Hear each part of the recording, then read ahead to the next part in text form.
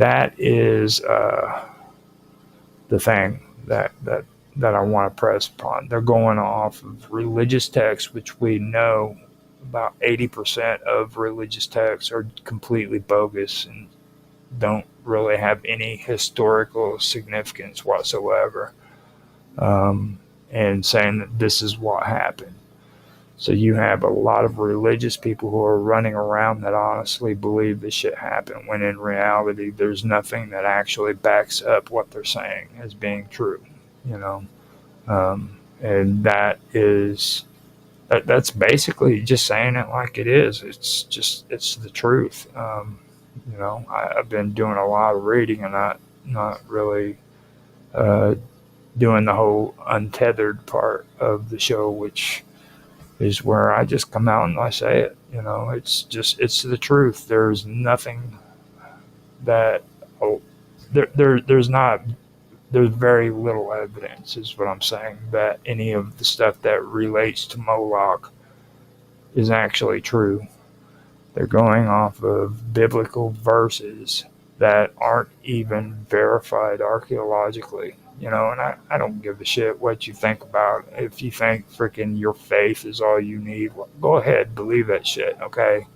Um, I'm not going to go off of the text of somebody who wrote this down 2,000 years ago just because freaking that religion tells me, oh, you got to have faith. So I need to believe that this stuff actually took place when nothing actually backs it up whatsoever.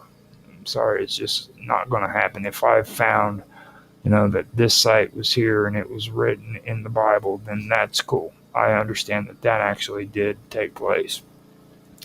I understand the Babylonian exile. That there's proof that took place. There's archaeological evidence that backs that up.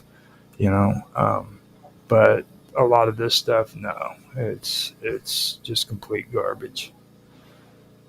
Now, the Misha Staley, before I go any farther, is also called the Moabite stone. So just understand that, and I'll say it again. It's a 19th century BCE inscription, which was by King Misha of the Moab. They discovered it in 1868. Now,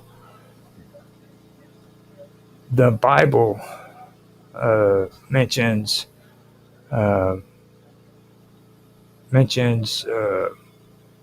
events that took place, specifically in 2 Kings 3.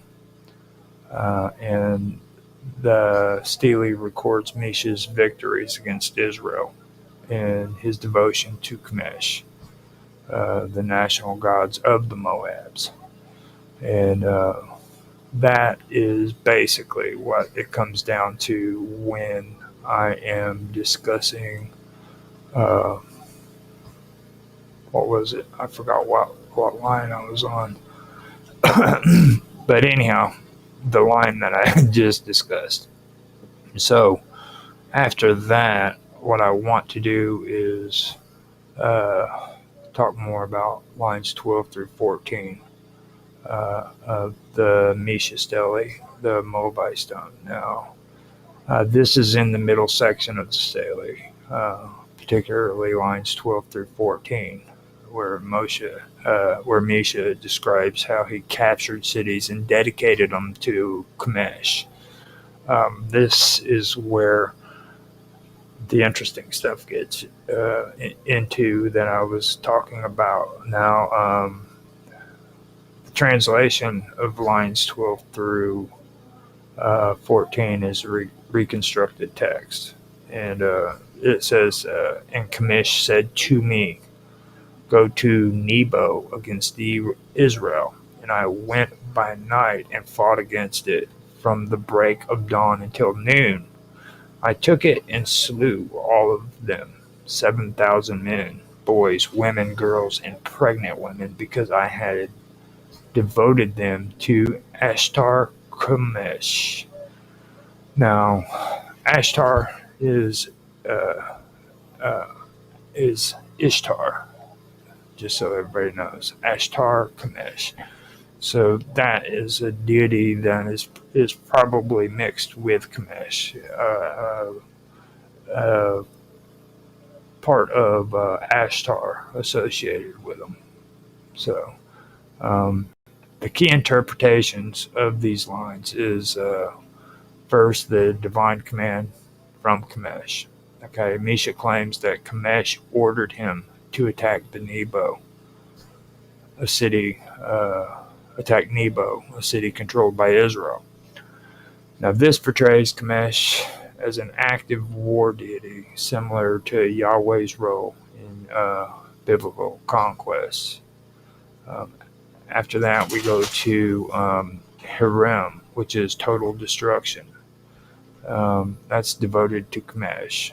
Okay, the phrase devoted them to Ashtar Kamesh suggests a harem, a sacred ban or total destruction in honor of a deity.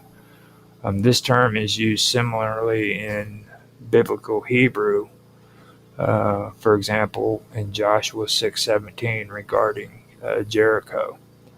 It implies that the people were sacrificed or slaughtered as an offering to Kamesh. This takes us into mass killings as an act of devotion.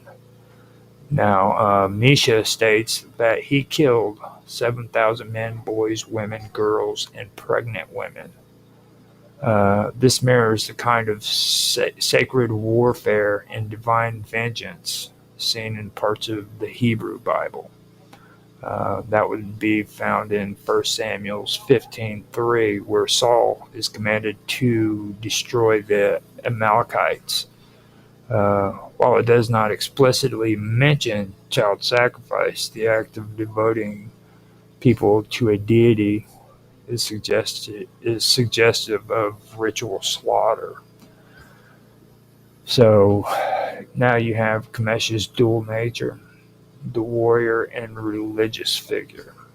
Okay, the mention of Ashtar Kamesh suggests an amalgamation of Kamesh with the goddess Ashtar, which is Ashtarte and Ishtar mixed together. Or, well, actually, it's Ashtarte would be the Canaanite Phoenician version of Ishtar, which is Babylonian. Now, this reinforces the idea that Kamesh had aspects of both a war god and a fertility religious deity. Now, there's also a real huge similarity between the actions of the Jewish people as well as the acts of the Canaanites, and this goes back to something that I've always talked about. That's the one thing that I believe the Jews have a really hard time accepting is the fact that they are actually Canaanites. They want to bury that. They want to pretend like it's not true, when in reality, that's what they really are. They are Canaanites, and they moved away from their beliefs of, well, a lot of people have a hard time with the word paganism, but that's what it really is. You know, it's paganism, it's polytheism, whatever you want to call it. You know, I have a hard time saying polytheism, so that is something that I did want to bring up. Now, let's see here. Now, connections to biblical Second Kings 3:27 describes King Misha sacrificing his own son as a burnt offering when facing defeat. The Misha stele confirms Misha's intense religious devotion to Kamesh. Okay, and this also strengthens the likelihood of human sacrifices, that they were part of the Moabite practices. But the issue is there's nothing there's nothing archaeological that backs this up. You know what I mean? This is all just text that's being written down, there's nothing there that actually says conclusively this is what took place. So going back over, the lines 12 through 14 of the Misha Stele, it describes mostly a mass slaughter dedicated to Kamesh, using language similar to what the biblical term harem was. That's called divine destruction.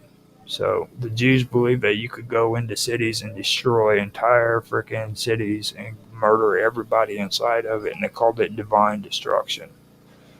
Okay, but at the same time, they're going to talk about Kamesh and say, he's worshiping babies to Moloch, that evil deity, that one that's associated to Kamash, this horrid, wretched baby killer, when in fact they were doing the same exact thing that this Stele is describing. The Misha Stele says that they went in and they murdered everybody and slaughtered them, and that's what it says. And of course, archaeology is going to support the idea that human offerings, including child sacrifice, may have been practiced by the Moabite religion tradition because of neighboring belief systems. So that right there covers 2 Kings 3:27. And I noticed Mark came in. You want to say something, Mark? It's up to you. It's like I said, I know this is very controversial, so you don't have to say nothing if you don't want to. But figured I would mention that. Now, with that being done, I do want to go on to another issue, and I believe I've already covered Kamesh, didn't I? Yes, I've already covered my notes on Kamesh.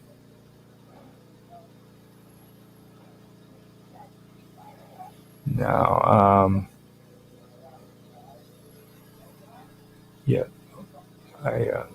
Jeremiah 48, 7, 13, 48, 7, 13, and 46. That's the one that I want to cover next. Now, Kamesh is a big one. He really is. This is the one that really ties a lot of this together. And that they believe that there is archaeological evidence that Kamesh was worshipped during the time period referred to in 1 Kings 11:7. That would have been around the 10th century BCE. Now, the most significant piece of evidence is the Misha Stele, the Moabite stone, whichever you want to call it. And this directly mentions Kamesh as the chief deity of the Moabites. Now, like I said, the Misha Stele, or the Moabite stone, was in the 9th century BCE. It was discovered in 1868 in Dibon, Jordan, which is ancient Moab, and that is dated around 840 BCE, about a century after King Solomon. The language was Moabite, and that's a language that's closely related to Hebrew.